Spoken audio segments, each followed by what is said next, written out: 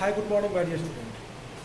Today we are going to continue your class 12 history chapter Bhakti Sufi tradition from 8th to 18th century.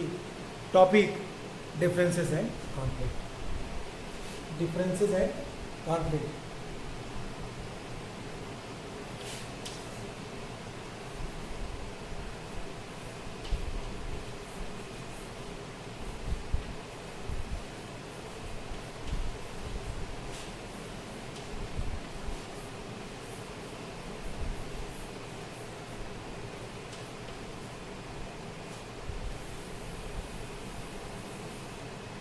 Differences and conflict, क्या अंतर है इन चीज़ों में? Differences and conflicts, किन चीज़ों में डिफरेंस है, किन चीज़ों में विवाद है, किस धार्मिक मान्यता के संबंध में हम बात करने जा रहे हैं, सबसे महत्वपूर्ण। यहाँ पे हम एक चीज़ का विशेष ध्यान रखेंगे। एक पिक है आपके बुक में 6.3 में एक स्कल्पचर है, sculpture of Buddhist goddess Marichi, Buddhist goddess Marichi.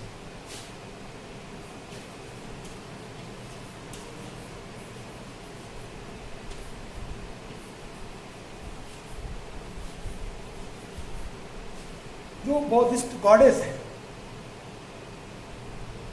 Marichi,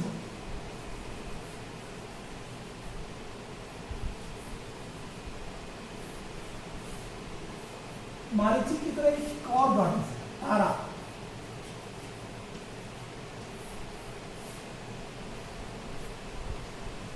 और ऑब्वियसली मेन डिटी के रूप में कौन होगा?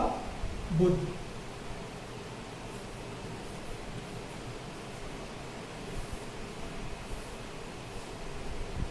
How strange! I hope you are getting understand that what we are going to read. My dear, if you have read your chapter 4 Thinker, Beliefs and Building and Teaching of the Lord Buddha, where he clearly explained that there is no place of any the extreme ritual practices in Buddhism. He also not in favor of the God. What he believed? He believed that there is no existence of God. तो भगवान के अस्तित्व में विश्वास ही नहीं करते थे।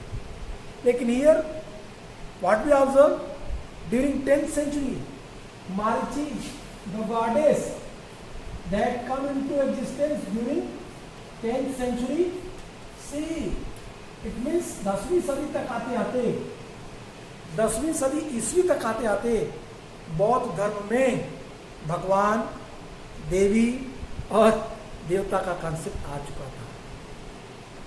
अब आप कहेंगे कि सर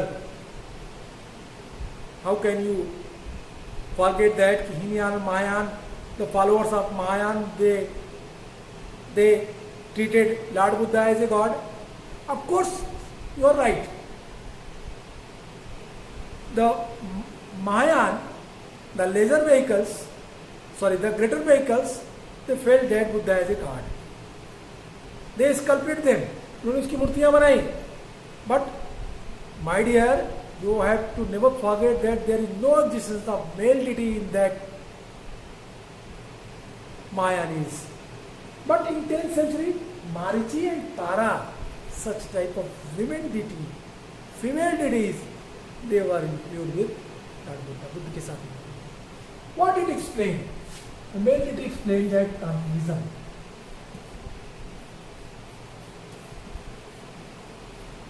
तांत्रिक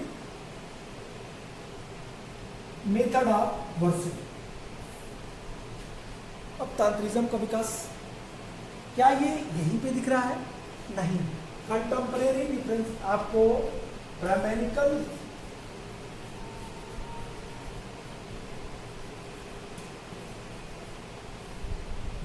ट्रेडिशंस में भी दिखाई देंगे.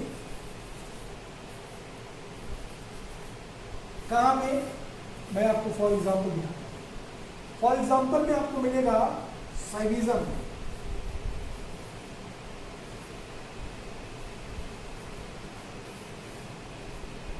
शैविज्म में कई सेक्ट है, जैसे कौन कौन, जो तंत्रिज्म से, कपालिक,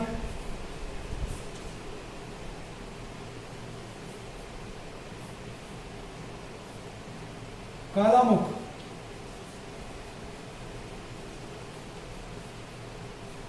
okay, Kapalika, Kalamukha, they were extreme follower of the Shaivism, tantrism को फॉलो करते हैं, accept it. Second thing, Shakta परंपरा, Shakta tradition, Kali, the other name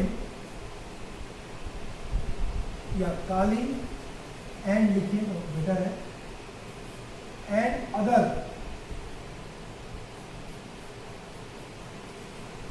name are female बेटी।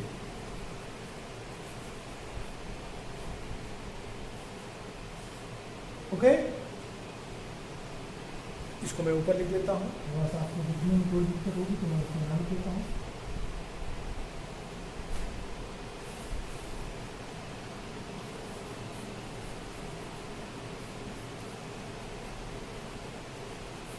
Other name of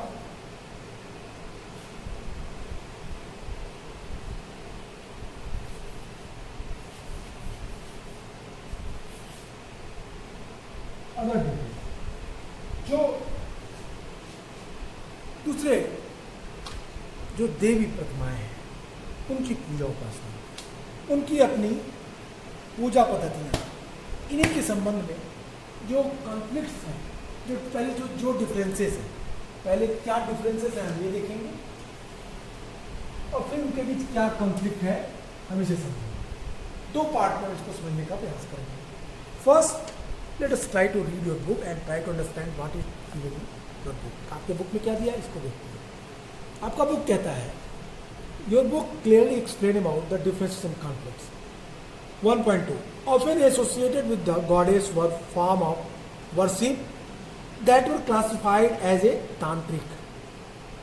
Tantric practices were worshipped in the several parts of the subcontinent. They were open to women and men. It means tantric tradition. Okay, tantric tradition here. It was open for whom? Men and women. Without the discrimination of caste, class, creed, ना नस्ल का कोई डर, ना जाति का कोई differences या उस पर कोई प्रेशर कि तुम इस जाति के हो, तुम नहीं पूछ सकते, या इस तरह की मान्यताओं को तुम नहीं मान सकते, कोई डिस्क्रिमिनेशन कुछ भी नहीं। हर वर्ग के लोग, हर जाति के लोग, चाहे वो पुरुष हो या वो महिला हो, चाहे वो मेल हो या वो फीमेल हो, तो तांत्रिक पद्धति से अपनी उपासना कर सकता था। इस तांत्रिज्म, इसलिए तांत्रिक जो पूजा पद्धति थी वो सभी के लिए खुली हुई थी, ये बात एकदम क्लियर होनी चाहिए। They were open to women and men and the practitioners often ignored the differences of caste and class within the ritual context. Many of these ideas influenced Shaivism as well as Buddhism, especially in the eastern, northern and the southern part of the subcontinent. Especially Tantrism famous in which portion? Tantrism famous in where? कहता है eastern में, पूरब में, western में, eastern में और southern में। पूरब में, पश्चिम में और दक्षिण भारत में, पूर्वी भारत, पश्चिमी भारत और दक्षिणी भारत में इस तरह की परंपराओं का विकास हमें दिखाई देता है 12वीं सेंचुरी के आसपास। यहाँ पे हमें ये चीज़ें क्लियर दिखने लगती हैं। तांत्रिक पूजा पद्धतियाँ पूरब में अगर बात करें, आसाम की बात करें, तो आसाम में एक सबसे फेमस तांत्रिक पूजा पद्धति का शक्तिपीठ है और वो है कामाख्या। कामाख्या देवी का दर्शन करने लोग जाते हैं। कामाख्या देवी एक महत्वपूर्ण तांत्रिक पूजा केंद्र के रूप में आज भारतीय उपमहाद्वीप में प्रसिद्ध है। इस तरह के और भी जो स्थल हैं वो पूर्वी भारत के साथ साथ पश्चिमी भारत और पश्चिमी भारत के साथ साथ दक्षिणी भारत में हमको दिखाई देते हैं। तांत्रिक पद्धति में एक बात क्लियर है, इसमें चाहे वो मेल हो या वो फीमेल हो, चाहे वो उच्च वर्ग का हो या निम्न वर्ग का हो, चाहे वो किसी भी वर्ग का हो, बिना किसी एजुकेशन के वो तंत्र विद्या या तंत्र पूजा पद्धति में अपने को दीक्षित कर सकता था, उसको मानने की उसको स्वतंत्रता थी। कह रहा है ये शैविज्म और बौद्धिज्म दोनों में दिखाई देता है। मैंने शाक्त भी लिखा है, शाक्त परंपरा में भी ये दिखाई देता है। Okay, all of these somewhat divergent and even desperate beliefs and the practices would come to classified as Hindu over the courses of the next millennium. The divergence is the perhaps most stark if we compare Vedic and Puranic tradition. The principal deities of the Vedic pantheon, Agni, Indra and Som, become the marginal figures, rarely visible in the textual or visual representation. And while we can catch a glimpse of Vishnu, Shiva and goddess of Vedic mantra, these have little in common with the elaborate Puranic mythologies. However, in spite of these obvious the disappearance, the Vedas continue to be revered as authoritative.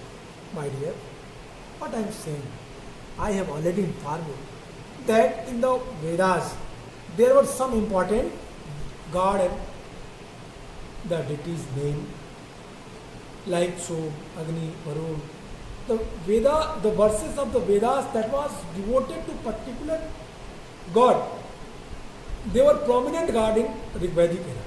But what happened in the later Vedic and after onwards, the Vedic god, their importance day by day decreased, and instead of that, some other goddess did taken place like Vishnu, like Shiva, like other और भी भगवान, जिन लोगों ने सोम, अग्नि, इंद्र, वरुण का जगह ले लिया और आज ये सबसे अधिक महत्वपूर्ण देवताओं के रूप में गिने जाने लगे। ये महत्वपूर्ण विशेषता है। That is the very important things which you have to understand what I am telling. मैंने आपसे कहा अब समय के साथ साथ नए देवी देवताओं का मान्यता विश्वास समाज में होने लगा था। ये जो नए प्रकार के देवी देवता आए इनका अपना एक अलग specific what I am telling you, I hope you are getting understand. आप इन चीज़ों को समझ रहे होंगे। एक बार फिर मैं आपको पूरा रिमाइंड कर देता हूँ, फिर आगे चलते हैं। कहता है कि अधिकांशतः देवी की आराधना पद्धति को तांत्रिक नाम से जाना जाता है। जहाँ देवियों की पूजा होती है ऐसी पूजा पद्धति को हम तांत्रिक पूजा पद्धति के रूप में जानते हैं। अब तांत्रिक पूजा पद्धति भारतीय उपमहाद्वीप में कई भागों में प्रचलित है। इसके अंतर्गत तांत्रिक पूजा पद्धति के अंतर्गत स्त्री और पुरुष दोनों को समान रूप से शामिल कर सकते हैं। इसके अतिरिक्त कर्मकांडीय संदर्भ में, रिचुअलिटीज़ के संदर्भ में वर्ग और वर्ण के भेद को इसमें नहीं माना जाता। इस पद्धति के विचारों में शैव बौद्ध दर्शन को भी प्रभावित किया। तांत्रिज्म जो विचारधारा थी ये शैव धर्म के लोगों को और बौद्ध धर्म दोनों लोगों को प्रभावित किया। दोनों लोगों ने तांत्रिक पूजा पद्धति को किसी न किसी रूप में अडॉप्ट किया, या मैं कहूँगा कि 10th सेंचुरी तक आते आते कुछ ज़्यादा ही अडॉप्ट कर लिया। तंत्रयान, वज्रयान जैसे संप्रदाय बुद्धिज्म में बन गए। कालामुख, कपाली, द्रोणमुख जैसे संप्रदाय हमको शैविज्म में दिखाई देने लगे। कहता है कि इसमें जो सबसे महत्वपूर्ण बात थी, ये भारत के पश्चिमोत्तर पश्चिमी प्रांत, भारतीय उपमहाद्वीप के दक्षिणी प्रांत, भारतीय उपमहाद्वीप के पूर्वी, पश्चिमी और दक्षिणी भागों में समान रूप से प्रचलित हुई, प्रचारित हुई, प्रसारित हुई। इनके धार्मिक पूजा केंद्र के रूप में कई सारे स्थान आज भी अस्तित्व में हैं। तो इन चीज़ों का महत्व है। आगामी सहस्राब्द में समस्त विश्वासों और आचारों का वर्गीकरण हिंदू के रूप में होगा।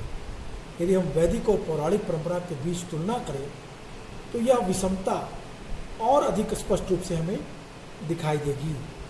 जैसे अगर हम साहित्य और मूर्तिकला दोनों में इन जो देवताओं का चरित्र चित्रण या निरूपण दिखाई देता है, क्या उसमें वैदिक देवताओं के चित्र हैं?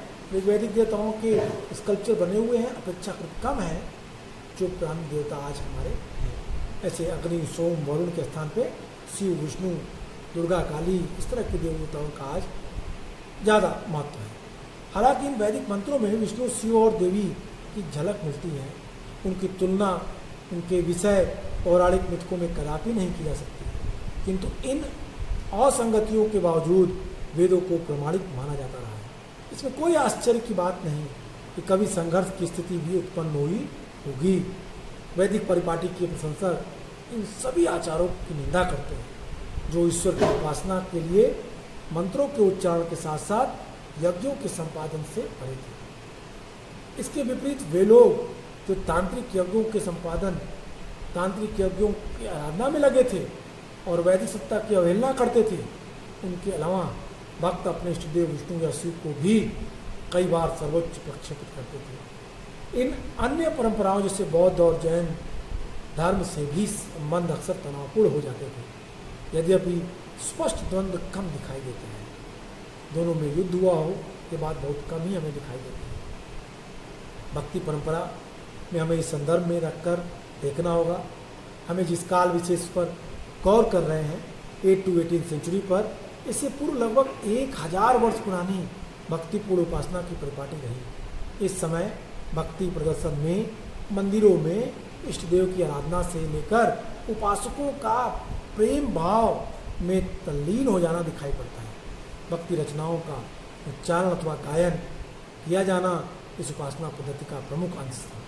वैष्णव और शैव संप्रदायों पर तो इस कथन का विशेष रूप से प्रभावित होना दिखाई देता है। My dear, what I am telling you, I hope you are getting understand that no doubt to say that the different differences in the Vaishnavism, in the Saivism, in the Buddhism also, they influence with the Tantric worship style. Because in the Tantrism, there were no restrictions for men and women, Shudra and Brahmins, upper class and lower class, without any discrimination on the basis of class, caste, creed. Everyone joined the Tantric worship method. Okay. In this worship method, the practices that is totally different from the Brahmanical religious practices. धार्मिक, जो Brahminical धार्मिक विश्वास थे, जो धर्म कर्मकांड थे, उनसे इनकी पूरा पद्धतियाँ अलग थी, totally different. My dear, what I am telling you, I hope you are getting understand. These were the main reasons for the conflicts may be possible, but here I want to inform you that the clear dispute and conflicts that was not came into light in history. एकदम clear कि इनमें में कोई विवाद हो, बहुत भयंकर कुछ विवाद हुआ हो, धर्म के आधार पर कोई बड़ी लड़ाइयाँ हुई हों, इस तरह की कोई बड़ा इतिहास में अंकन नहीं है। लेकिन ऐसा माना जा सकता है कि जब शैव धर्म के लोग भगवान शिव को सर्वोच्च देवता के रूप में, वैष्णव धर्म के लोग भगवान विष्णु को सर्वोच्च देवता के रूप में, तांत्रिक पद्धति के लोग देवियों को सर्वोच्च देवता के रूप में रखने लगे होंगे, निश्चित रूप से बौद्ध धर्म के लोग महात्मा बुद्ध को महान बनाने लगे होंगे, तो कुछ मन में मतभेद उत्पन्न हुआ होगा, कुछ मत वैभिन्नता हुई होगी, कुछ डिस्प्यूट हुए होंगे।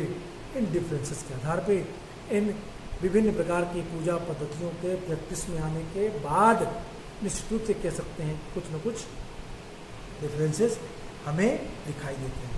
What it is also mentioned in the book, when you read, very clearly mentioned that, not surprisingly, there were sometimes conflict as well. Those who valued the Vedic traditions often the condemned practices that went beyond the mostly regulated the contact with the divine through the performance of sacrifices and the precisely chanted mantra.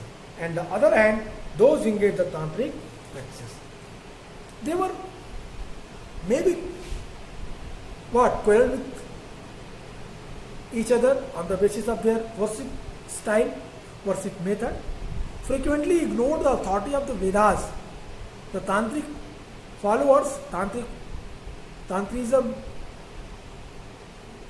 method, the person who adopted, they ignored the authority of the Vedas.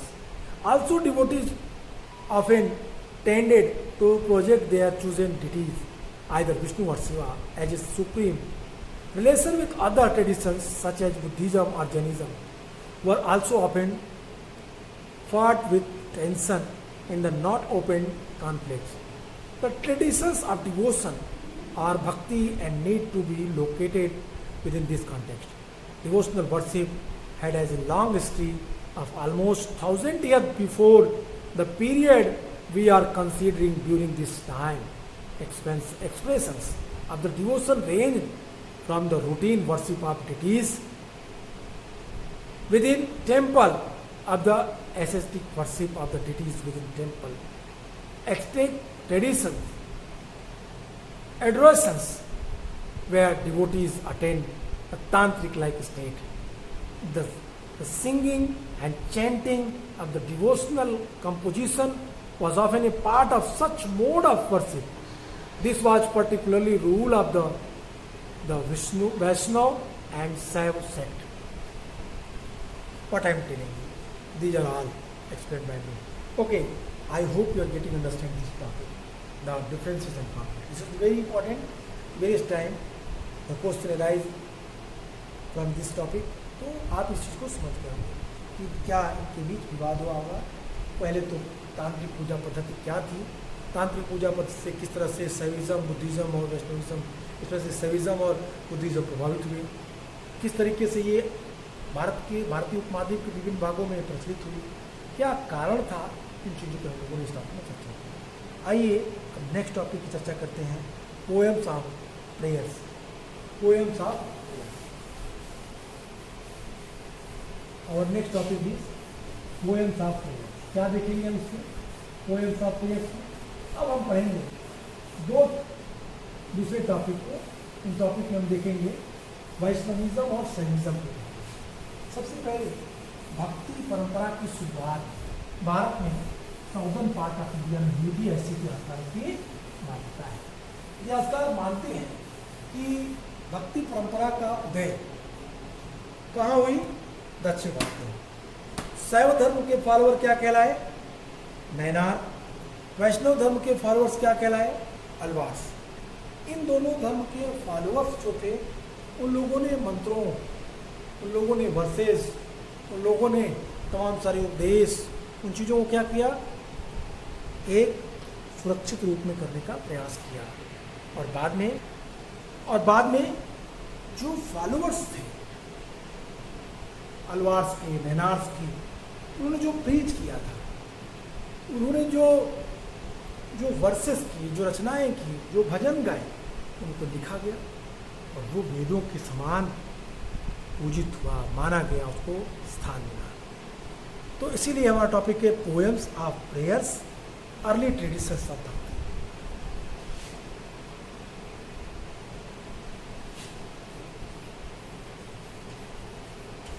Poems of prayers,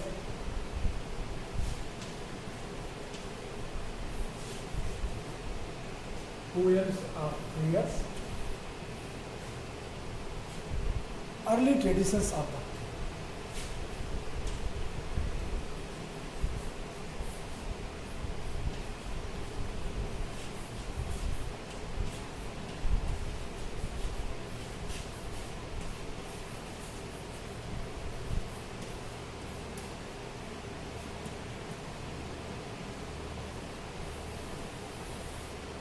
My dear, here I want to clarify you that various time I pronunciate the poems. I hope if you will read your literature class, when you will enter your literature class, English literature, your English teacher pronounces poem, that is poems, okay? But there is no meaning of pronunciation, meaning is the concept, this is the history, so that's why you have to focus on, किस पे आपको ध्यान देना है? Concept पे ध्यान देना है. कॉन्सेप्ट क्या है? इन चीज़ों को देखना है. क्या कहना चाहता है इतिहासकार, क्या कहना चाहता है हिस्टोरियन, क्या कहना चाह रहा है आपका ये बुक इस टॉपिक के अंतर्गत. उपासना की कविताएं और प्रारंभिक भक्ति परंपरा, पोएम्स ऑफ प्रेयर. उपासना की कविताएं, पूजा करने के लिए जो कविताएं लिखी गई, अर्ली ट्रेडिशंस ऑफ भक्ति, जो शुरुआती दशक के पूजा पद्धति थी उसमें, प्रारंभिक भक्ति परंपरा में. तो क्या है ये? इन्हें समझने के लिए सबसे पहले आपको एक जनरल चीज़ों को जानना जरूरी है. वो जनरल चीज़ें क्या है? जैसे पूजा पद्धति के लिए आराधना के तरीकों के क्रमिक विकास के दौरान बहुत बार जो संत, भक्त, कवि हैं, जो ऐसे रिलीजियस लीडर के रूप में उभरे, इनके आसपास उनके फॉलोअर्स की, उनके भक्तजनों की एक पूरी कम्युनिटी, एक पूरा समुदाय इकट्ठा हुआ और धीरे धीरे उनका एक वर्ग के रूप में गठन हो गया. यद्यपि बहुत से भक्ति परंपराओं में ब्राह्मण देवताओं और भक्तजनों के बीच महत्वपूर्ण बिचौलिए बन गए या बन रहे थे, मतलब ब्राह्मण देवताओं और भक्तों के बीच मीडिएटर का काम कर रहे थे, बिचौलिया बन के काम कर रहे थे. लेकिन वहीं दूसरी तरफ कई सारी ऐसी बहुत सी भक्ति परंपराएं थीं जो स्त्रियां और निम्न वर्णों को भी इस संस्कृति में स्थान दे रही थी. भक्ति परंपरा की एक और विशेषता उसकी विविधता है, उसमें डिफरेंसेस है. दूसरे स्तर पे धर्म के इतिहासकार भक्ति परंपरा को दो मुख्य वर्गों में बांटते हैं, सगुण और निर्गुण. प्रथम वर्ग में शिव, विष्णु तथा उनके अवतार, देवियों की आराधना, ये सब आती है, इनके मूर्त रूप में अवधारणा है.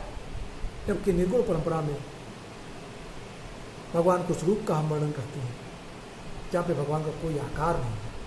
भगवान निराकार, निर्विकार, निर्विकल्प, परम ब्रह्म है.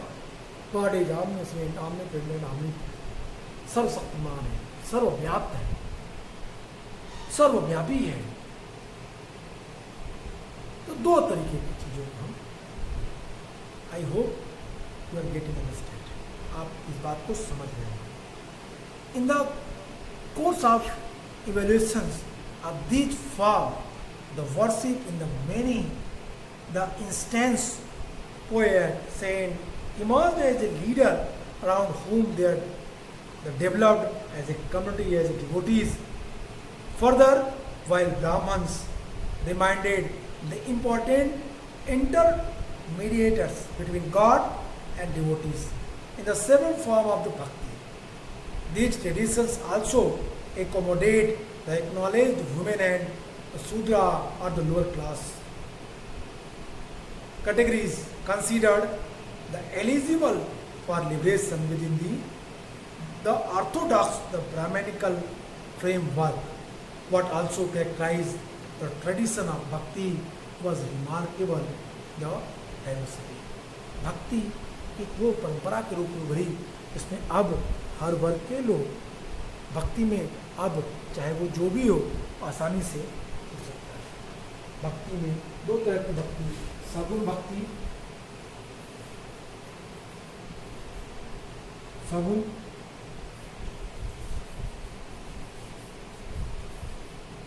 भक्ति और